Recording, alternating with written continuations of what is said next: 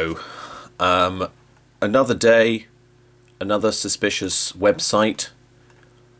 University of Southampton has a whole subsection, a department called Super Identity.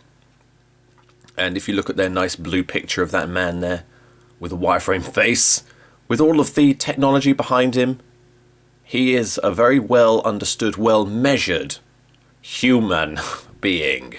Human. And if you just look at the Super Identity Project, the objective is to work towards a rich understanding of identity which encompasses aspects that we reveal both in the real world and in the cyber world. Now, in this next set of websites I'm going to show you, there's some really purposefully confusing language. I'm going to try and just sort of simplify it because I've read it now numerous times. The fusion of cyber and real world measures. That's what this guy up here is doing. He is the melding, the fusion of cyber and the real world. But what is the objective of the Super Identity Project? Well, the result will be a more complete and dynamic picture of who someone is, enabling greater input into the identity decision. Identity decision. Who's making an identity decision? Well, the Super Identity Project is funded by the EPSRC.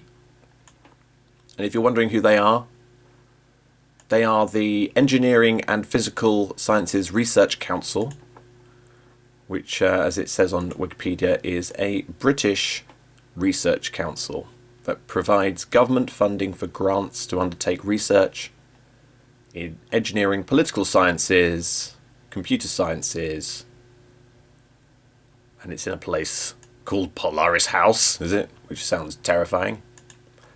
So the EPSRC, under grant number EPJ, under the umbrella of the Global Uncertainties Initiative. Now, this is the root of where the funding is coming from, because the Global Uncertainties Initiative is about cyber security in an ever-changing world. But I'll get back to that at the end. And by the Department of Homeland Security in the US. Department of Homeland Security. Now, the University of Southampton, again, Super Identity, it has a subsection called Imprints. This is a sort of sub-project called Imprints under Super Identity. This multidisciplinary comparative research project aims to examine popular policy and professional expectations about identity management in the near future. Identity management in the near future. Imprints will discuss these scenarios intensively with members of the public in order to map and understand their desires and taboos. So from that I get, in order to map their desires and taboos. They're mapping us now. Mapping. Do you feel mapped right now? The results will be beneficial to government, no shit, commercial and civic stakeholders in the UK and the US. So the study that's happening around identity and mapping the desires and taboos of people in the United Kingdom, being funded by the US, the US Department of Homeland Security. They're studying British people because it will be beneficial to the US. To find out more about this project, explore the links below. Now, they've got some lovely promotional posters, which you can see on the right hand side. And it's a PowerPoint thing, but I've turned it to a JPEG, which might be quite difficult to see, but I'll blur it up. The put it on properly on the one you're watching. Imprints, identity management, public responses to identity technologies and services. Public responses to technology of identification by the Global Uncertainties Initiative. Security for all in a changing world. Why do we refuse ID cards but love our customer loyalty programs? That's a good question. Why are we concerned about electronic patient files but share many personal details on Facebook?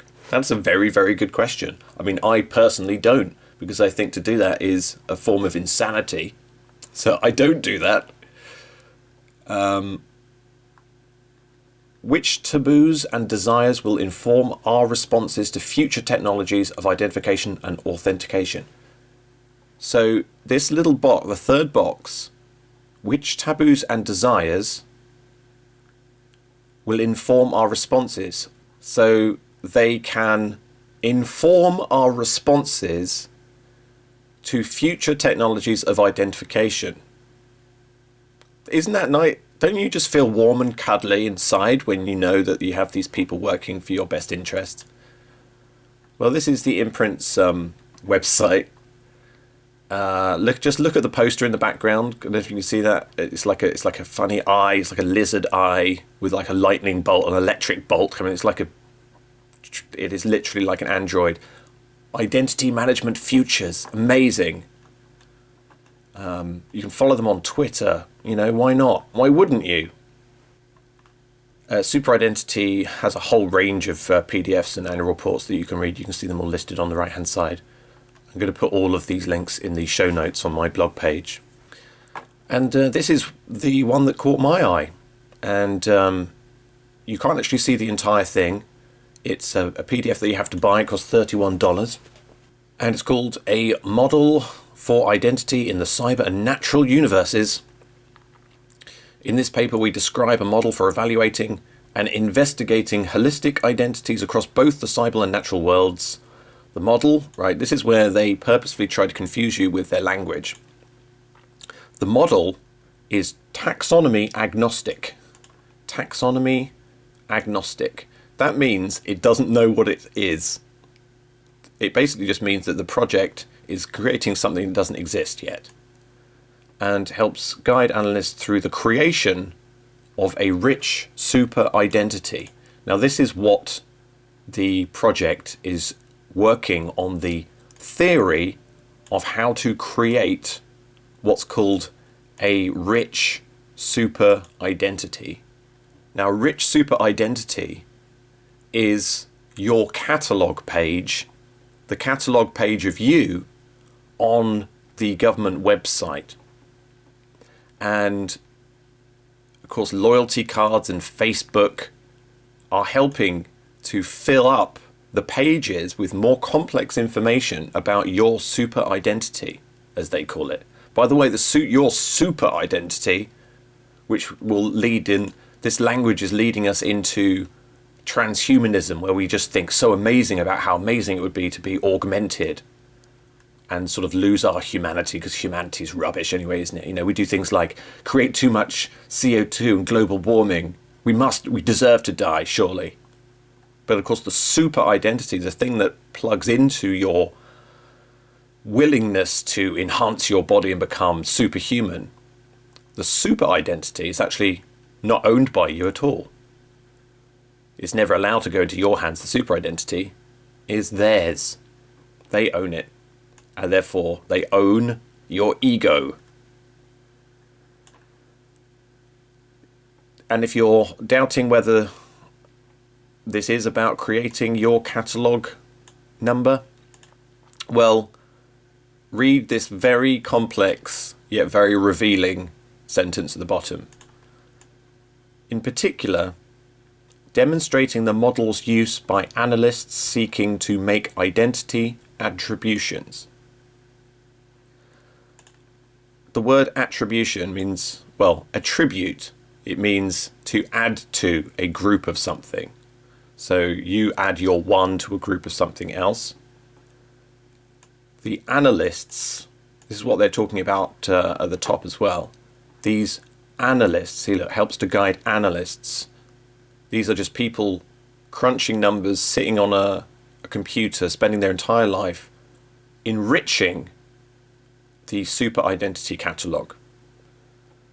So what the system that they want to create needs to be user-friendly for analysts seeking to make identity attributions, as in adding bits of data into the super identity.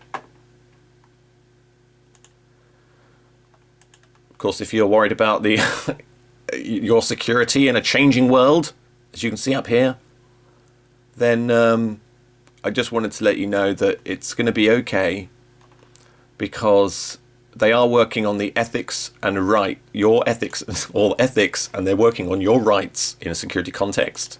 We've heard this language a lot ever since 9/11. And don't worry, they're studying it. It's called the Global Uncertainties Initiative. And if you look at their logo, it's a world with it's just got a question mark in the middle. They're like, what?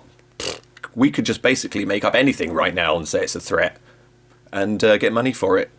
And you can prove it through these, again, confusing but very revealing words, which are the words that guide them in this mystical journey of protecting your rights. Legitimacy. This means that they have the paperwork to show that it's not illegal. Jurisdiction. That means they have a hold over you on a geographical area. Autonomy. That means that they are a single unit and are above the law.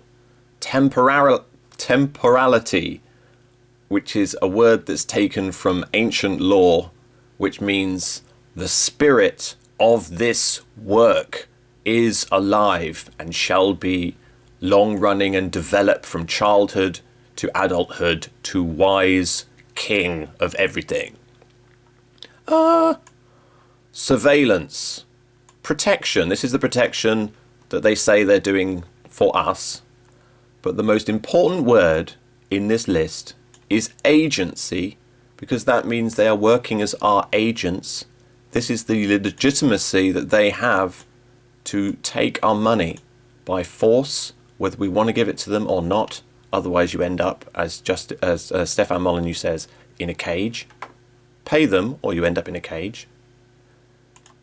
And if you're wondering exactly what their plan is, their strategic plan from 2011 to 2016, then there's a very, very long PDF with their plans about how to govern you globally and everyone else with a rich super identity. I will put a link to this in the show notes on my blog page if you want 16 pages of pure electronic supremacy.